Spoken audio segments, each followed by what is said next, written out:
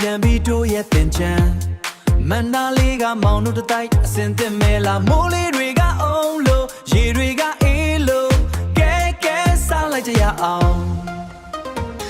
ပြက်ခတိန်လေးတရွက်ချင်းခွာစောင့်မျှော်ခဲ့ရတာဒီနေ့ဒီရက်ຫນွေဦးရဲ့လေမြင့်တွေကအတော့ရနံလေးရောက်လာပြီပြိုပစိုးလေးခါတောင်းကြိုက်လို့အင်ချီလက်တို့အကွက်လေးနဲ့ဘယ်သူကိုမှဂယူမဆိုင်ဘူးတို့တွေပြောမှာပဲဘေးဝီရှောက်တင်ချမ်းမတို့ရတူတူကြမယ်ရေဆိုဆိုရွှဲရွှဲဆိုစိတ်ကောက်တာတွေမေးလိုက်တော့ပွဲဒီနေ့တင်ချမ်းမချစ်တဲ့တွေတွေ့နိုင်တယ်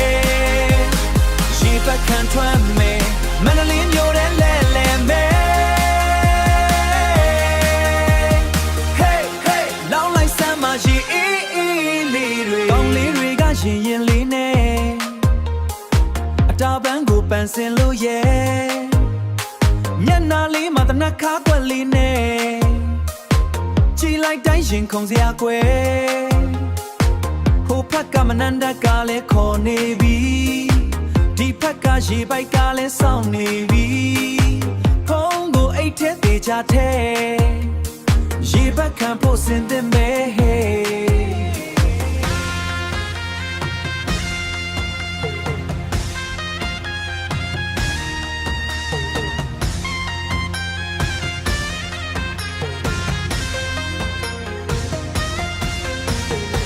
ချမ်းမိုးလေးရွာပါစေမောင်တို့တတိုင်းပျော်ပါစေအတားရည်နဲ့စေးကြောလုံးအညစ်အကြေးတွေကင်းစင်စေဘင်းဝီရှောက်တင်ချမ်းမတို့ရတူတူကြမယ်ရေဆိုဆိုရွှဲရွှဲဆိုစိတ်ကောက်တာတွေမေးလိုက်တော့ပွဲဒီနေ့တင်ချမ်းမချစ်တဲ့တွေတွေ့နိုင်တယ်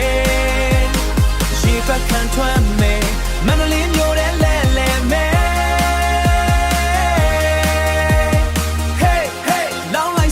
ရေအေးအေးလေးတွေကြောကြစမ်းပါ